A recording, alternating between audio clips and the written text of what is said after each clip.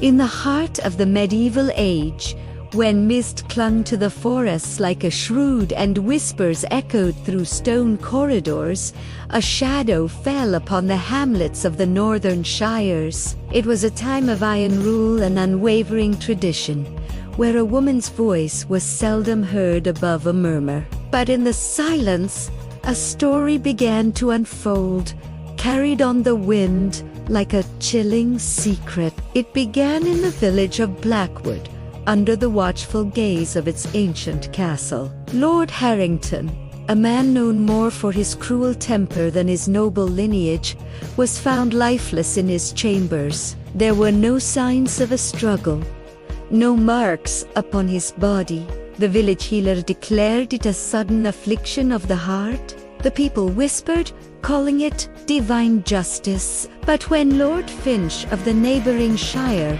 met a similar fate, a wave of unease rippled through the land. Then another, Lord Cromwell, whose cruelty was a local legend, was discovered cold in his bed. Fear, a more potent poison than any hemlock, began to seep into the very soul of the community. 3 lords, all known for their tyranny within their own walls, all dead without a clear cause. Superstition ran rampant. Was it a curse, a plague that only touched the wicked? The local authorities, baffled and pressured, sought a simpler, more tangible explanation. Their gaze, heavy with suspicion, fell upon the most vulnerable, the most silent, the widows. Lady Lara, Harrington's widow, a woman of quiet grace, had endured years of his abuse behind the castle's thick walls. Her newfound freedom was seen not as a release, but as a motive. In the next shire, Lady Isolde Finch's young wife was now the mistress of a vast estate. Her tears at his funeral were dismissed as a performance. And then there was Maeve, Cromwell's widow, a commoner he had married and tormented, now left with nothing but suspicion. These women, once isolated by their suffering, found themselves bound together by a common accusation. The whispers grew louder, fueled by fear and prejudice. They called them the widows of the mist. Rumors spread like wildfire, tales of secret meetings in the dead of night, of ancient herbs and forgotten poisons. The villagers, who had once pitied them, now crossed the street to avoid their shadows. A raven's cry was an omen, a flickering candle a sign of dark magic. The interrogations began in cold, candlelit chambers. The women were questioned relentlessly. Their every word was twisted, their silence interpreted as guilt. They were asked about their husbands, about their marriages, about their sorrow. But how could they explain the complex relief that mingled with their grief? How could they voice the years of silent suffering to men who saw them as mere property?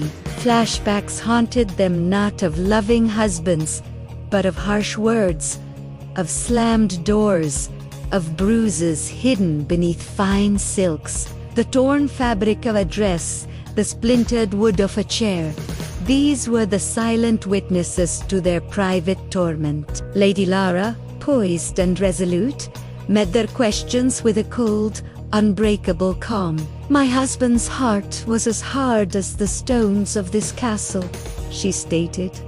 Her voice, even, perhaps it finally broke under its own weight. Younger and more fragile, wept, but her tears only fed their suspicions. "I prayed for peace," she confessed, a statement that was immediately misconstrued as a prayer for his death. Maeve, defiant and unafraid, simply stared back at her accusers. "He was a monster," she said. "The world is better without him."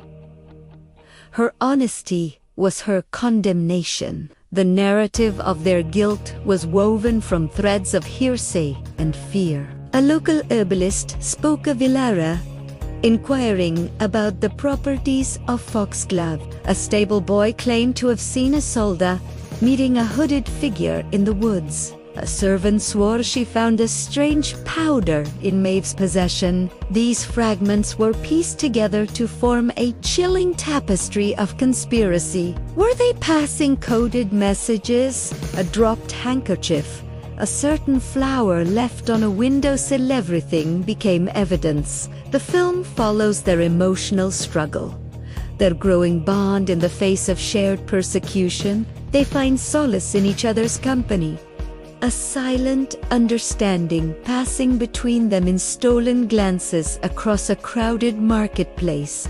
They are trapped, not just by the accusations, but by the very structure of their world. A world where a woman had no power, no voice, no escape.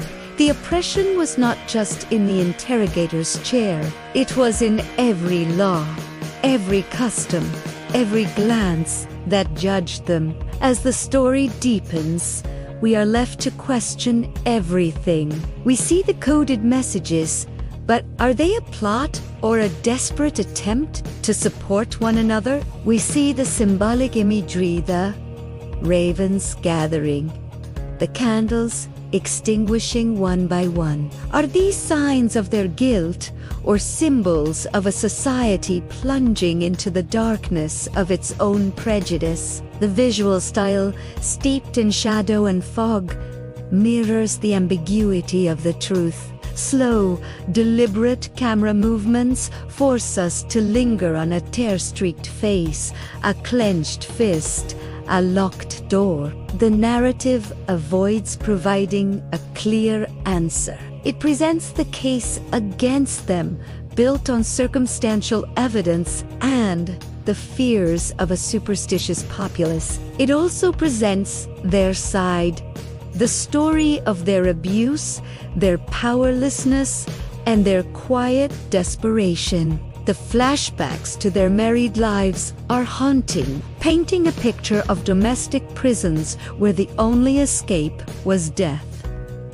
Did they orchestrate this escape, or did fate, in a strange and terrible way, intervene on their behalf?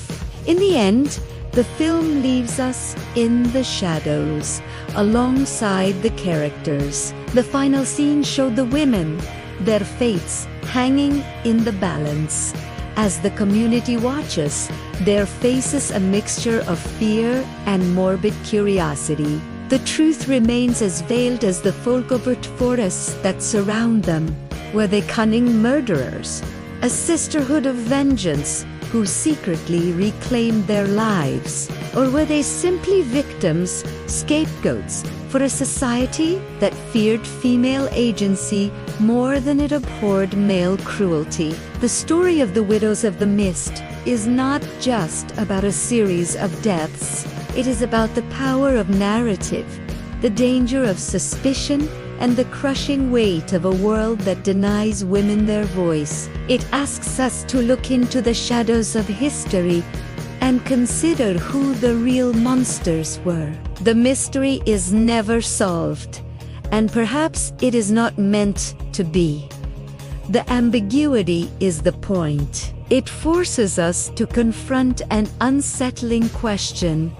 When justice is absent, what takes its place? The answer, like the fate of the widows, is lost to the mists of time. Thank you for joining us on this journey into the past. If this story resonated with you, consider subscribing for more deep dives into the hidden corners of history. Your support helps us continue to tell these important stories.